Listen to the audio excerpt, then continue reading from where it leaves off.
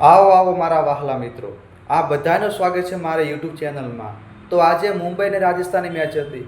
મને તો એવું લાગ્યું કે વરસાદ આવ્યો છે તો મેચ નહીં રમાય, પણ મેં કીધું નહીં રમાય મેચ. ધ એન્ડ થઈ ગયો, પણ ધ એન્ડ ઇઝ બિગનિંગ. આ અંત નથી, આ તો મેચની શરૂઆત હતી. તો મેચ પછી વરસાદ રહી ગયો તો મેચ ચાલુ થઈ.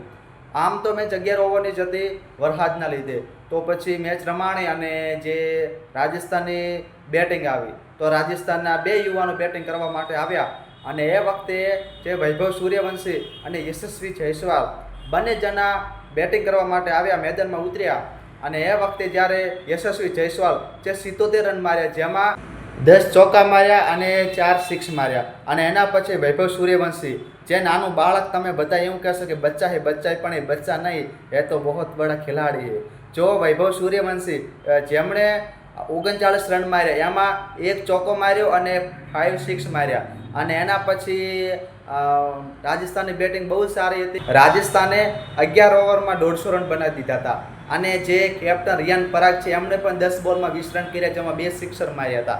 આમ રાજસ્થાન 11 ઓવરમાં 150 રન બન્યા અને મુંબઈને જીતવા માટે 11 ઓવરમાં 150+ રન જીત્યા હતા. અને પછી મુંબઈનો દાવ આવ્યો. જ્યારે મુંબઈનો દાવ આવ્યો એ વખતે તો એવું થયું કે મજા આવશે મેચ જોવાની. પછી જે રિકલ્ટરે એક સિક્સ માર્યો, મેં કીધું આજે તો રોમાંચક મેચ આવવાની છે. પણ મેચમાં ખબર નહીં શું થયું, તો રિકલ્ટર આઉટ થઈ ગયા, રોહિત શર્મા આઉટ થઈ ગયા અને ધીરે ધીરે મુંબઈની જે ખેલાડી છે આઉટ થતા ગયા અને અંતમાં મુંબઈ હારી ગયો.